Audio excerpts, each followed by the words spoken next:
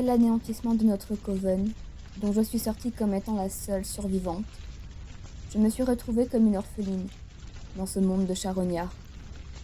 Mais le temps de cette histoire n'est pas encore venu. Ce qui est important à retenir, c'est que j'étais une sorcière, seule, dans les années 1700, ce qui était très dangereux, car de nombreuses chasses aux sorcières avaient lieu. Beaucoup de ces chasseurs ne pouvaient même pas discerner une sorcière d'un épouvantail.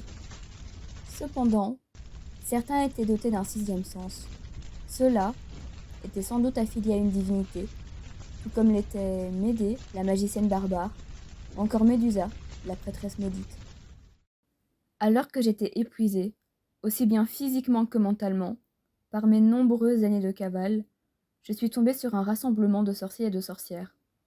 Je n'étais plus livrée à moi-même, et ils détenaient un lieu protégé par tant de sortilèges qu'aucune âme égarée n'aurait pu nous détecter. Néanmoins, ils vénéraient le roi écarlate, et voulaient l'invoquer en ce monde, afin qu'il réalise leur souhait le plus cher, se débarrasser de la race humaine, pour pouvoir enfin vivre librement. Je ne rejoignais pas vraiment leur idéologie, et les membres étaient assez dérangés. Laissez-moi vous expliquer. Le maître suprême, comme il aime se faire appeler, mais je préfère l'appeler le gourou timbré, a une fâcheuse tendance à se dépecer pour se détendre, évidemment. Il prétend que la douleur n'est qu'une invention de notre esprit, et que la surpasser nous procure une dose incommensurable de dopamine. Il inverse ensuite le processus en se jetant un sort de temporalité pour pouvoir recommencer à sa guise. Les autres membres essayent alors d'adopter cette pratique, mais en vain. J'entends des cris de jour comme de nuit. C'en est assez lassant. Hormis cela, cette société était organisée comme un coven. Certains membres sont d'ailleurs dans un cas similaire au mien, et j'ai alors développé certains liens avec eux. Martha a toujours été du genre solitaire. Elle aimait être une légende urbaine aux yeux des hommes. Ainsi, les plus curieux, ou ceux en quête de frissons, venaient d'eux-mêmes dans son domaine.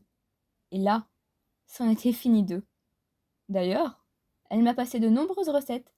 Elle est si gentille. Il y a également Lionel, qui nous vient du Sénégal. Il était venu ici pour recueillir quelques plantes, ne poussant que dans le coin. Avec le commencement de l'insurrection, il n'a malheureusement jamais pu retourner auprès de sa famille. C'est cependant une aubaine pour nous, car il peut nous en apprendre plus sur les pratiques vaudou. Un jour, l'un des membres qui était sur les traces de ce fameux roi revint avec seulement la moitié de ses camarades. Mais il avait trouvé l'emplacement de ce qui semblait être sa tombe, celle du roi. On apprit bien trop tard qu'il s'agissait plutôt d'une prison. Elle était cachée dans la demeure d'un détenteur du sixième sens. Tout le village s'est alors mis à allumer des torches et à brandir des fourches en se dirigeant vers nos pauvres malheureux. Les quelques survivants n'ont pas eu l'occasion d'embarquer avec eux l'objet, car cela aurait pris trop de temps pour la sortir de ses gonds.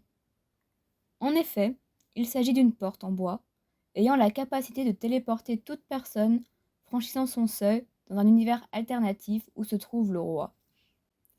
Monsieur Suprême a alors décidé tout bonnement d'anéantir le village.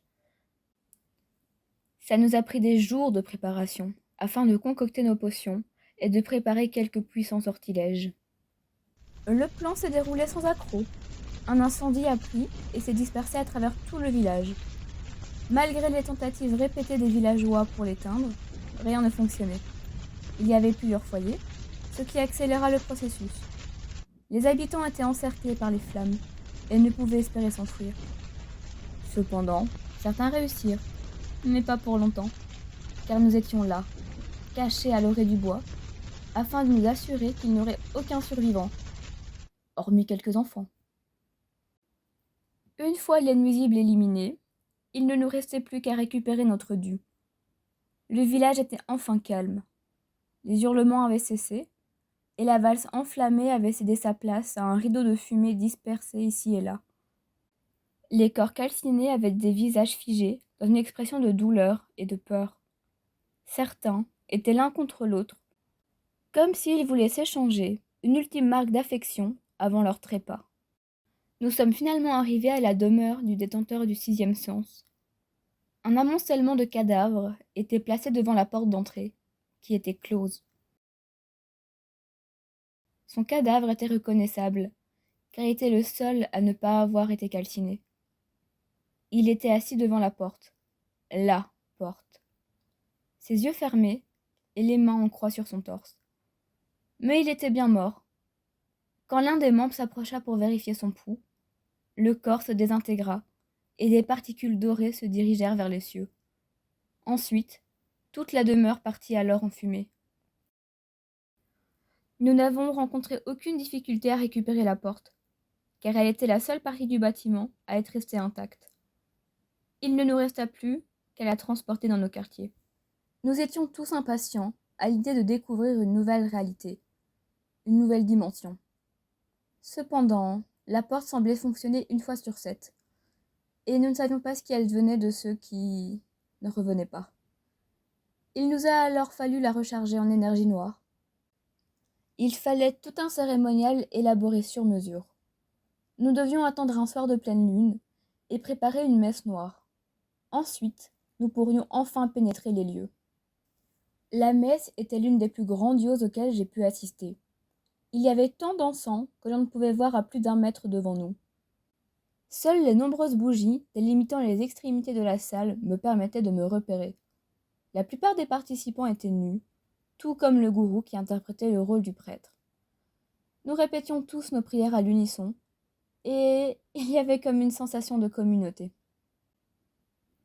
Lorsque le jeune sacrifice avait été ouvert en deux et le sang récolté dans une coupe, le prêtre aspergea le premier rang du liquide.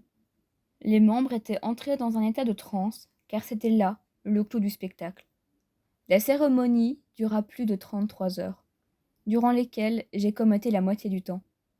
Les souvenirs que j'en ai encore aujourd'hui restent assez flous. Le moment était enfin venu de traverser la porte et de rencontrer le roi écarlate. Nous formions une sorte de file désordonnée devant l'entrée. Une bonne partie d'entre nous était dans un état second à cause de la surexcitation et des excès de la veille. Ce serait un euphémisme de dire que nous n'étions plus très lucides. Si ce que l'on avait vécu par la suite peut fortement ressembler à un cauchemar, ce n'en était pas un.